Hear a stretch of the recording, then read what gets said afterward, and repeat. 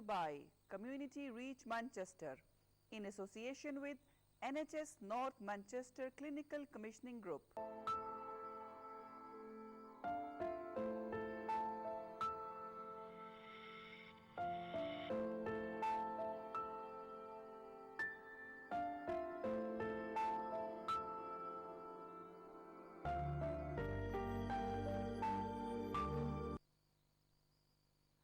बिस्मिल्लाहिर्रहमानिर्रहीम। अस्सलाम वालेकुम नाज़रीन। प्रोग्राम हेल्थ आवर के साथ समीना खान आपकी खिदमत में हाजिर। ये प्रोग्राम हर मंडे को 6 बजे आपके लिए पेश किया जाता है और मेन मकसद यानी कि जो मेन रीज़न इस प्रोग्राम को आप तक पहुंचाने का वो है हेल्थ के बारे में, सेहत के हवाले से आप लोगों में इंफॉर्मेशन पहुंचाना, हेल्थ अवेयरनेस क्रिएट करना लोगों में कि हमारी ज़िंदगी में बाज़-औक़ात छोटे छोटे मसाइल आ सकते हैं हमारी सेहत के हवाले से, और बाज़-औक़ात हम बहुत छोटे मसले को इग्नोर करते हैं और फिर बढ़ते बढ़ते वो मसला एक स्टेज ऐसी आती है कि बहुत बड़ा बन जाता है, और जब आपको पता चलता है उस प्रॉब्लम का तो तब बहुत देर हो चुकी होती है। और बाज़ को तो हम ऐसा भी करते हैं कि हम छोटे से मसले को बहुत बड़ा बना देते हैं।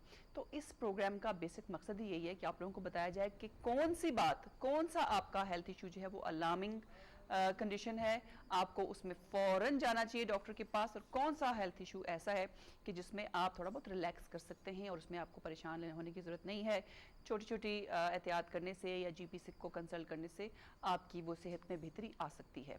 और ज़ाहिर है बहुत से ऐसे मसले, अभी पिछले दिनों आपने देखा कि न्यूज़ नाइट बीबीसी के प्रोग्राम में इस बात पर डिबेट भी हुई कि अभी जो अभी सर्दी आई ही है, 1 हफ्ता हुआ है और A&E पे कितना ज़्यादा प्रेशर पड़ा है, और उसकी वजह यही है कि जो कट्स हुई हैं, जो जीपी सर्जरीज हैं, उनकी कट्स की वजह से जीपी सर्जरीज इतना प्रेशर नहीं ले सकती, तो लोगों को रश करना पड़ा A&E पे। और उसमें उस प्रोग्राम में मैं देख रही थी कि जो हेल्थ सेक्रेटरी थी वो भी लोगों को ये बता रहे थे कि जी मुझे भी अपने बच्चों को लेके जाना पड़ा A&E क्योंकि जीपी अवेलेबल नहीं थे। ऐसे इशूज़ हैं, लेकिन उसके बावजूद हमें छोटे छोटे मसाइल के लिए A&E को अवॉइड करना चाहिए और कोशिश करनी चाहिए कि हम अपने लोकल जीपी या लोकल जो फार्मेसी है वहाँ जाएँ। आज के प्रोग्राम में जो हम बात करेंगे वो है बैक पेन के हवाले से, कि हमारी बात को कमर में दर्द होता है, मुख्तलिफ स्ट्रेन्स और स्प्रेन्स जो खिंचाव पड़ जाता है आपके पट्ठों में, जिस्म के मुख्तलिफ हिस्सों में, उसकी वजह क्या हो सकती है और उसको उसमें आप किस तरीके से अपनी एहतियात कर सकते हैं, और क्या ऐसी सिचुएशन में जब आपको पट्ठों का दर्द हो, कमर का दर्द हो जाए अचानक, तो ऐसी सिचुएशन में क्या हमें एक्सीडेंट एंड इमरजेंसी जाना चाहिए या नहीं। और ये जो प्रोग्राम है हेल्थ आवर, इसको रिप्रेजेंट करते हैं, ये है एक वॉलंटरी ऑर्गेनाइजेशन जो प्रेजेंट करती है, उसका नाम है कम्युनिटी रीच, और प्रोग्राम के शुरू में आप उनका टाइटल भी देखते हैं, और in association with NHS north Manchester clinical commissioning group. अब मेरे प्रोग्राम में जो मेहमान मौजूद हैं, 1 वीक पहले, 1 हफ्ता पहले मेरे प्रोग्राम, बल्कि 2 वीक्स हो गए, प्रोग्राम किया था उन्होंने, डॉक्टर सोबिया काशिफ जो कि लोकल जीपी हैं, उनको मैं वेलकम कहती हूँ। अस्सलाम वालेकुम जी। वालेकुम अस्सलाम। कैसे हैं आप? अल्लाह का शुक्र, बिल्कुल ठीक। अच्छा, बातें हम करेंगे बैक पेन के हवाले से, लेकिन पहले एक वीडियो है, हाँ जी, जो दिखानी है नाजरीन को। वीडियो रेडी है जनाब जी? पहले देखते हैं वीडियो, और वीडियो के बाद आपके सामने हाजिर होते हैं। Back pain is a very common problem and affects lots of people from time to time, especially as you start to get older. It can be triggered by a number of things in your daily routine, such as lifting heavy things, bending down to pick things up, reaching out and overstretching. But there are lots of things you can do to prevent it. Neck pain is one of the most common forms of back pain and can be a result of slouching, sleeping funny, working at a computer for long periods, or being thrown backwards or forwards quickly in a car accident, causing whiplash. It's rarely the result of a serious injury and will often lessen after a few days. Upper and middle back pain is less common, as the bones in this area are not required to move as much. Poor posture or not balancing weight correctly often causes pain in this area. Sitting correctly with your shoulders rolled back when driving or using computers can help eliminate this. Lower back pain is also very common and affects 80% of people in their lifetime. It's triggered by bending awkwardly, lifting incorrectly, and standing, sitting or slouching for long periods of time. Symptoms include tension and stiffness to pain and soreness. Pain in the buttocks running down the legs to the feet is known as sciatica and is commonly caused by a slipped disc rather than poor posture or anything else. This can be mild to very painful, but will often pass without the need for treatment. A combination of self-help measures such as over-the-counter painkillers and hot and cold packs can relieve some back pain. You should speak to your pharmacist about this. Staying mobile and keeping active is important for your recovery, as too much rest allows your muscles to weaken. Gentle exercise can actually help relieve some of the pain you're experiencing. If back pain persists or gets worse, you should consult your GP, as sometimes they can be warning signs for other conditions. If you have back pain and any of the following symptoms, seek medical attention quickly. Difficulty passing urine, weakness in your arms and legs, loss of feeling in the legs or feet, buttocks or genital area. If the pain spreads to your chest, stomach, arms or legs, you start to get short of breath, or if you become sweaty, clammy or pale. There are plenty of services available where you can be seen quickly and conveniently, so think about it and choose the right care. जी welcome back after break. आपने देखी video, और हर programme में जो भी हमारा topic होता है, जो भी हेल्थ इशू हम डिस्कस करते हैं, उससे रेलेवेंट आपको वीडियोस दिखाई जाती हैं। एक वीडियो जो बिल्कुल प्रोग्राम के शुरू में आपको दिखाई जाती है और एक वीडियो ब्रेक के फ़ौरन बाद। तो इसलिए कि ताकि आप वीडियो भी देख के समझ आएँ कि इसमें आपको किस तरीके से गाइडेंस दी जा रही है। डॉक्टर सुबह, बाज़ औक़ात बैक पेन्स हो जाती हैं, स्ट्रेन स्ट्रेस फील करते हैं अपनी बॉडी में, इसको क्या वजूहत हो सकती हैं और कैसे हम इससे बच सकते हैं, इस बैक पेन से और स्ट्रेन से? बैक पेन जो है ये काफ़ी कॉमन एक कंडीशन होती है जो बहुत सारे लोग आते हैं और तकरीबन रोज़ आते हैं, हर उम्र के लोग आते हैं और कहते हैं कि बैक पेन हो रही है ना। जब हम बैक पेन कहते हैं तो मैं यहाँ बता दूँ कि हम इसको डिफरेंट हिस्सों में भी डिवाइड कर सकते हैं। जैसे बैक पेन यहाँ सर के नीचे से गर्दन और शोल्डर्स में जा रहा हो तो उसको नेक पेन कहा जाता है। फिर अपर बैक पेन होता है जो कि उसी गर्दन के नीचे से मिड बैक तक जा रहा हो। फिर मिड बैक से अगर आपकी बिल्कुल हिप एरिया तक जा रहा हो तो लोअर बैक पेन हो रहा होता है। बाज़ दफ़ा यही लोअर बैक पेन जो है ये टांगों में भी जा रहा होता है। तो काफ़ी डिफरेंट शिकायत हम रोज़ हमें सुनने में आती हैं। बहुत दफ़ा ऐसी होती है, इनफैक्ट ज़्यादातर ऐसा होता है कि जो बैक पेन है ये बहुत ज़्यादा सीरियस कंडीशन की वजह से नहीं हो रहा होता है। ये बहुत ही किसी मामूली वजह से हो रहा होता है, मगर चूँकि तकलीफ़ इतनी ज़्यादा होती है कि मरीज़ जो है वो घबरा से जाते हैं, पैनिक कर जाते हैं, उनसे दर्द नहीं बर्दाश्त हो रहा होता है, तो इसकी वजह से या तो वो जीपी के पास फ़ौरन आते हैं या फिर A&E भी चले जाते हैं। यहाँ ये बताना बहुत ज़रूरी है कि अगर किसी को कोई भी दर्द हो रहा हो तो पहले प्लीज़ जो ओवर द काउंटर मेडिकेशंस दस्तियाब हैं जैसे पैरासीटामोल है, आइबुप्रोफेन है, वो ज़रूर खा लेनी चाहिए। थोड़ा सा कोशिश करनी चाहिए कि वो देखें कि वो उससे ठीक हो भी रहे हैं कि नहीं, क्योंकि बाज़ दफ़ा ये सारे दर्द जो हैं बहुत शदीद भी हो मगर 2-3 दिन में खुद ही ठीक हो जाते हैं, जिसको हम कहते हैं सेल्फ लिमिटिंग होते हैं।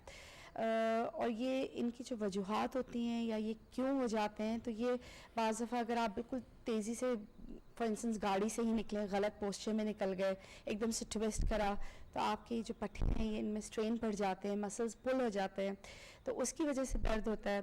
बाज़ दफ़ा कोई चोट लग जाए, अगर कोई चोट लग जाए या गिर जाए, बाज़ दफ़ा आपने कोई बहुत ही भारी सामान उठा लिया हो या उसको पुल किया हो या पुश किया हो या फिर लेके आपने काफ़ी वॉक कर ली हो, तो उसकी वजह से भी मसल्स पुल हो जाते हैं, मसल्स स्ट्रेन पड़ जाते हैं। एग्जैक्टली, तो उसमें भी काफ़ी तकलीफ होती है।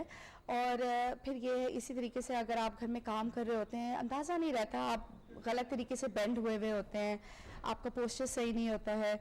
बहुत से लोग हैं उनको काम के सिलसिले में काफ़ी लंबी डिस्टेंस ड्राइव करना होता है, तो अगर बहुत देर एक पोस्चर में आप बैठे हुए हो, आपने ब्रेक ना लिया हो, उसकी वजह से भी आपके मसल में स्ट्रेन पड़ सकते हैं, थोड़ी सी इन्फ्लेमेशन हो सकती है जिसको हम आर्थराइटिस कहते हैं, उसकी वजह से भी दर्द हो सकता है। फिर इस तरीके से कुछ सीरियस कंडीशंस होते हैं, जैसे किसी की जो बैक में स्पाइन होती है उनमें से कोई एक मोहरा शिफ्ट हो जाए, स्लिप डिस्क हो जाए, उसकी वजह से दर्द होती है। फिर अगर कुछ और वजूहात होते हैं कि थोड़ी सी ज़्यादा उम्र में जाके थोड़ा वेयर एंड टेयर हो जाता है, जिसको हम लोग ऑस्टियोआर्थराइटिस कहते हैं, उसकी वजह से भी काफ़ी दर्द होते हैं। मसला ये होता है, एक दफ़ा आपके बैक में पेन होती है तो आप ज़रा प्रोन होते हैं कि बार बार इस तरह हो सकता है, क्योंकि कुछ आप अंदाज़ा नहीं रहता मगर कुछ आप कर रहे होते हैं जिसकी वजह से बार बार आपकी मसल पुल हो सकती है, स्ट्रेन पड़ सकता है, स्प्रेन हो सकता है, तो फिर बार बार दर्द भी हो जाती है। अच्छा, ये अब खिंच पड़ना, ये जैसे आपने कहा कि फौरन आप झटके से बाज़ का चीज़ उठाओ तो आपको फील हो जाता है कि जी ये तो मैंने जो जर्क कुछ कर किया लिया, उससे हाँ जी। कर दिया। इसमें नॉर्मली इसे रिकवर करने में कितना टाइम लगता है? बाज़ दफ़ा बहुत जल्दी भी हो जाता है, डिपेंड करता है कि आप क्या कर रहे हैं। अच्छा। पहले ये होता था कि डॉक्टर्स तक ये कहते थे कि आपको रेस्ट करना चाहिए, कुछ नहीं करना चाहिए अगर आपको बैक पेन हो रहा हो। अब नई रिसर्च है, एविडेंस है, चीज़ें बदलती हैं। अब हम कहते हैं प्लीज़ बिल्कुल रेस्ट ना करें, मूव करें, जो आप नॉर्मली करते हैं आप वही करें, कुछ ज़्यादा स्ट्रेनस ना करें, कुछ बहुत ज़्यादा करने की कोशिश ना करें, मगर जो आप नॉर्मली करते हैं करते रहें। जितना आप हिलेंगे उतने आपके मसल जो हैं वो रिलैक्स होते जाएंगे। यानी मूवमेंट रखनी है, मूवमेंट रखनी है, बिल्कुल। अगर आप उसको रेस्ट करेंगे और एक तरीके से हो जाएंगे तो वो और स्टिफ से स्टिफ होती चली जाएगी। तो ये डिपेंड करता है कि कौन क्या कर रहा है, क्योंकि अभी भी कुछ लोग बिल्कुल नहीं हिलते हैं और कहते हैं नहीं जी बहुत तकलीफ हो रही है, तो उसमें फिर वही है कि उनको ज़्यादा टाइम लगता है रिकवर होने में। ठीक है। फिर आपने पेन किलर्स लेने हैं, पैरासीटामोल, आइबुप्रोफेन। कोशिश ये करनी चाहिए कि आप वेट ना करें कि दर्द बहुत ज़्यादा होगा तो ही हम दवाई लेंगे। अगर आप पहले ही दवाई ले लें तो उससे ये होता है कि आप फिर मोबिलाइज करने में वो आपको मदद करती है, क्योंकि दर्द में कमी आती है तो आप ज़्यादा एक्टिव हो सकते हैं, आप अपना काम ज़्यादा कर सकते हैं। दूसरा ये है कि आप मसाज करवा सकते हैं, ख़ुद मसाज कर सकते हैं, थोड़ा सा उससे भी मसल रिलैक्स होते हैं। फिर हॉट वाटर बॉटल, या फिर अगर आप हॉट वाटर बॉटल से आराम नहीं आ रहा, बाज़ लोगों को कोल्ड पैक से आराम आता है, तो उसमें यह है कि आप कोई भी फ्रोज़न पीस बैग या कोई भी वेजिटेबल जो फ्रोज़न बैग्स होते हैं वो आप घर में इस्तेमाल कर सकते हैं, अगर आपके पास प्रॉपर आइस पैक नहीं भी है तो। हॉट वाटर बॉटल या आइस पैक्स या कोई भी ऐसी जो एक्सट्रीम टेम्परेचर की चीज़ें होती हैं वो डायरेक्टली स्किन पे नहीं लगानी चाहिए, तो उसके लिए ज़रूर किसी कपड़े पे लपेट के या टॉवल पे लपेट के लगाएं। यानी जो हॉट वाटर बॉटल है वो भी आप रैप करें, पहले रैप करके लगा लें तो बेहतर है, क्योंकि बाज़ लोग की स्किन कुछ एक्सट्रीमली सेंसिटिव होती है तो उनको ऐसे नहीं कि एकदम से जलन महसूस हो, तो ऑलरेडी उस जगह पे तकलीफ है और कुछ और ही ना हो जाए। और ऐसी जो फ्रोजन पीस बैग में भी और वैसे भी कहते हैं ना कि जो बहुत जो आइस है वो भी तो जलाती है बॉडी को। हाँ जी, दैट्स ट्रू कि अगर गर्म हॉट वाटर बॉटल को आप रैप करेंगे तो जो फ्रोजन आइस पैक्स हैं, या जैसे ने कहा कि घर में आपके फ्रोजन वेजिटेबल रखी है आपने फ्रीजर में, तो वो भी यूज कर सकते हैं आप, लेकिन ये कि उसको प्रॉपर रैप करके इस्तेमाल करें। अच्छा, ये तो हो गई होम रेमेडीज। किस पॉइंट पे आपको डॉक्टर को या जीपी को कांटेक्ट करना चाहिए कि अब आप समझ रहे हैं कि आपकी जो दर्द है वो मतलब कितने दिन वेट करना चाहिए, और किस पॉइंट पे पहुंचकर आपको समझना चाहिए कि नहीं अब मुझे तो जीपी के पास जाना चाहिए? ना अक्सर जो है ये बैक पेन वगैरह ये यूजुअली खुद ही ठीक हो जाते हैं 2 से 4 हफ्तों में। अगर आपको लगता है कि जो दर्द की शिद्दत है उसमें कोई कमी नहीं आ रही है, एंड दैट इज़ जो आपने सारी तदाबीर इस्तेमाल कर ली हैं, पेन किलर्स आप ले रहे हो, सारी चीज़ें आप सही कर रहे हैं, और उसके बावजूद भी 3 दिन से ज़्यादा हो जाए और आपकी दर्द की शिद्दत में कोई कमी ना आए, तो आप ज़रूर डॉक्टर से रुजू करें, एंड दैट इज़ अपने जीपी के पास जाएं, क्योंकि नहीं जाने का कोई फ़ायदा नहीं होता अनलेस एंड अनटिल कोई ऐसी वजह है जैसे हादसाती वजह है, कोई आप बहुत बुरी तरीके से गिरे हैं और आपको लगता है हड्डी टूट गई है, तो आप नहीं जाएं, वरना आप इस वक्त भी आपको अपने जीपी के पास जाना चाहिए। अगर दर्द की शिद्दत में कमी आ रही है मगर आपका दर्द जो है वो 6 हफ्ते से ज़्यादा फिर भी वो मुस्तकिल चल रहा है और उसमें बिल्कुल ठीक नहीं हो रहा, अभी भी 6 हफ्ते हो गए और आपको दर्द हो ही रही है, तो आप ज़रूर जीपी से रुजू करें ताकि वो आपको देख सकें, ठीक से आपको चेक कर सकें, जांच कर सकें, मेक श्योर कर लें कि कोई सीरियस बात तो नहीं हो रही जो मिस हो रही हो।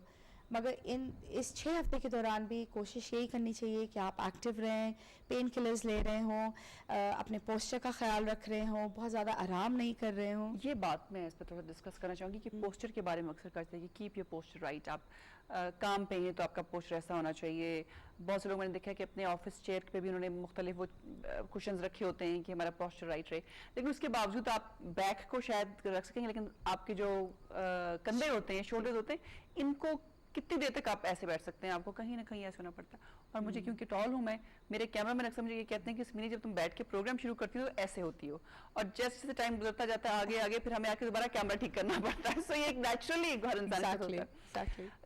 How can you keep your posture right? कैसे अपने आप को बिल्कुल सही स्टेट में रखना ज़रा मुश्किल नहीं होता? काफ़ी मुश्किल होता है और उसके लिए बड़ा आपको कॉन्शियस एफर्ट करनी पड़ती है, क्योंकि नॉर्मली कोई भी इंसान, भले वो डॉक्टर हो, कोई भी हो, आम आदमी हो, वो यूजुअली हम भी जब काम कर रहे होते हैं, काम की फ्लो में यूजुअली पोस्चर ख़राब हो जाता है, स्लाउच करने लगते हैं या कंधे से थोड़ा झुक से जाते हैं।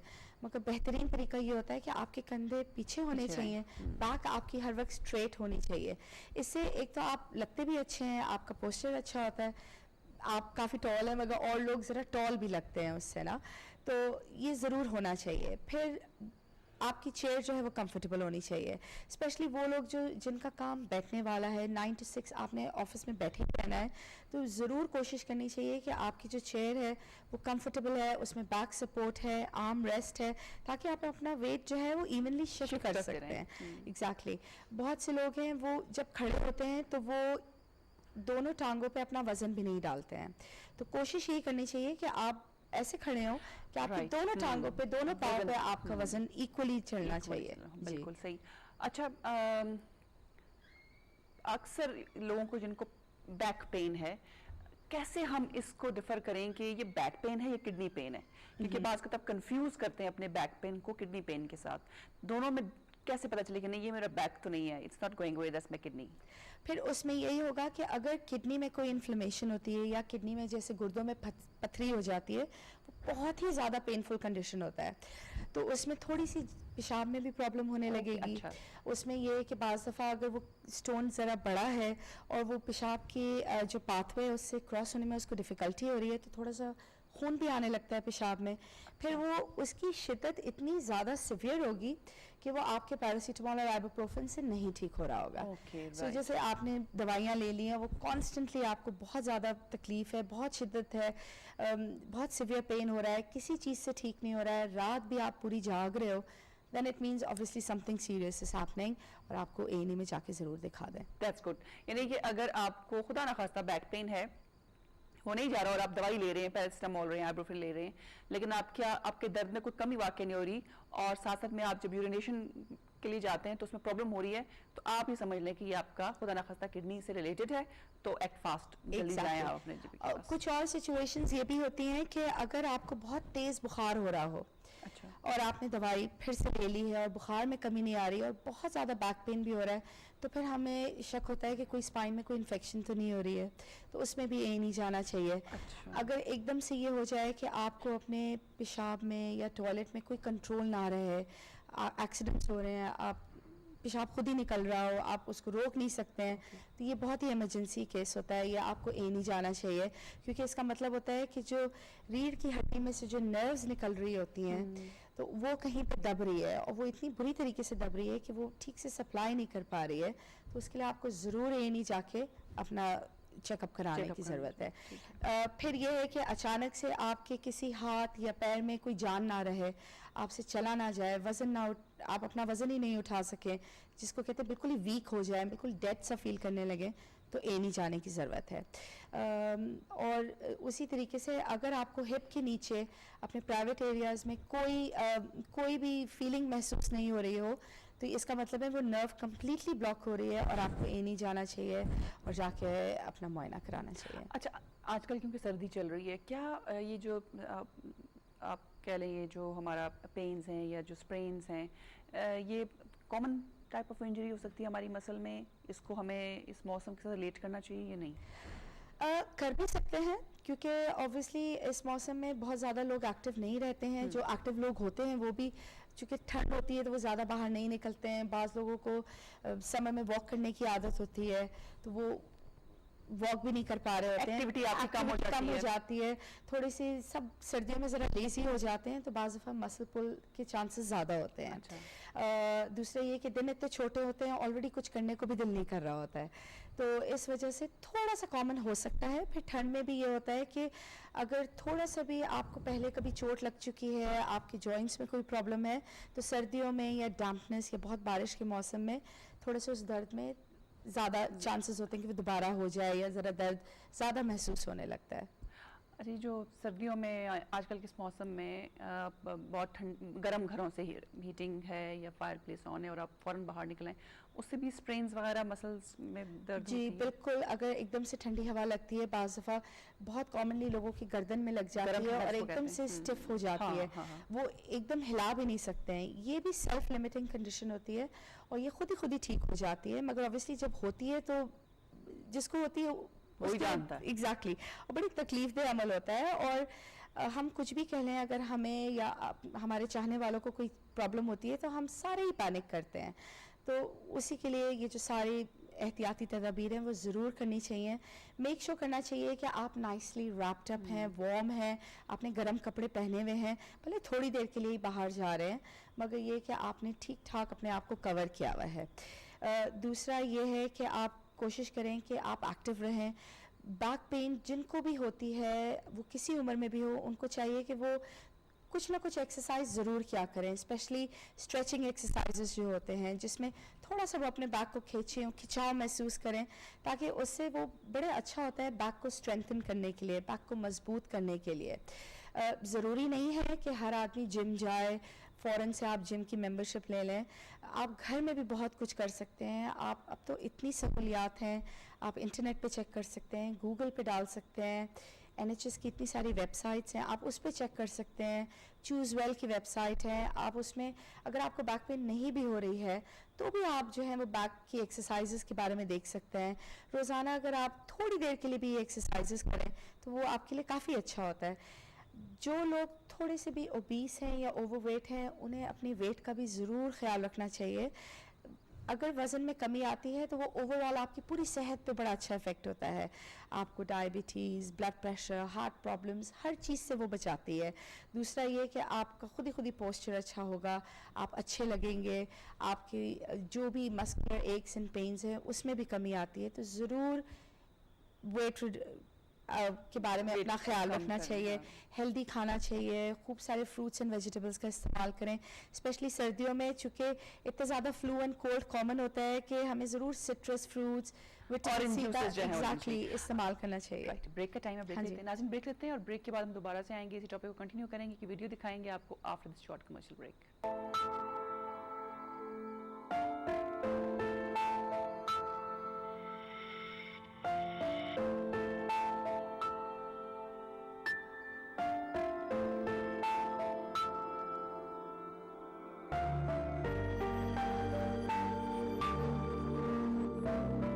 This program is brought to you by Community Reach Manchester in association with NHS North Manchester Clinical Commissioning Group. Back pain is a very common problem and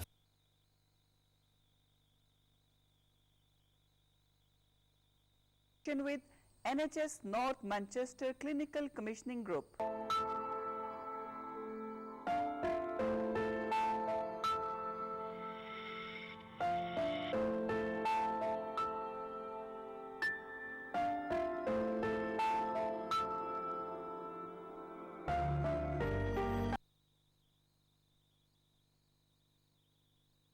after break से पहले हमने बात की बैक पेन्स के हवाले से, strains और आजकल के इस ठंडे मौसम में जो अक्सर मसल्स में, पट्ठों में दर्द हो जाता है, उस हवाले से। अब ब्रेक के बाद जो हम बात करने वाले हैं उसमें एक चीज़ जो कॉमनली नोटिस की जा रही है और जिसका मैंने प्रोग्राम के शुरू में भी हवाला दिया कि बहुत ज़्यादा प्रेशर है एक्सीडेंट और इमरजेंसी A&E डिपार्टमेंट में, और जो एम्बुलेंस सर्विस है हमारी नॉर्थ मैनचेस्टर में, बहुत ज़्यादा एम्बुलेंस कॉल की जा रही है, लेकिन छोटे छोटे इश्यूज़ के लिए, जैसे कोल्ड है, फ्लू है या टेम्परेचर है, छोटे छोटे इश्यूज़ के लिए एम्बुलेंस सर्विस को बुलाया जाता है और छोटे छोटे मसाइल को लेकर लोग A&E जा रहे हैं। इसी हवाले से एक वीडियो है जो मैं आपको दिखाना चाहूँगी, और ज़्यादा अगर वीडियो रेडी है जी, वीडियो देखते हैं और वीडियो के बाद डॉक्टर सोबिया इस हवाले से बात करेंगे। The Accident and Emergency Department is for major and life-threatening illness and injury, so things have to be pretty bad for you to come here. Hopefully you will never need emergency treatment, but if you do, accident and emergency is for serious things like loss of consciousness, unexpected fits and seizures, severe chest pain, breathing difficulties, uncontrolled bleeding, head injuries and broken bones. The doctors and nurses at A&E are highly trained in emergency medicine and have access to all the right tests, equipment and medicines to treat life-threatening illness and injury. People should attend with serious injuries or illnesses, people that have fallen from a height, people that are experiencing an episode of central chest pain. Patients shouldn't attend if they feel that they've got something that they would be able to access another service with. Somebody who's got a sore throat, all sorts of other simple sort of ailments, they would be able to go and see the GPs or to see a pharmacist for some advice. Toothache, this isn't the place really for you to attend for toothache. If somebody feels that they've got a serious illness or a problem, they should contact 999. If somebody attends and we don't feel that they've got a serious illness or injury, then they would be asked to take a seat and they would anticipate a longer waiting period of time. We take in all sorts of major injuries and illnesses from people, and obviously those people are seen first. Accident and emergency uses a system called clinical triage, meaning people with more serious conditions will be treated first, and those who don't need to be there will be asked to attend the correct service elsewhere. There are plenty of other services available where you can be seen quickly and conveniently, so think about it and choose the right care.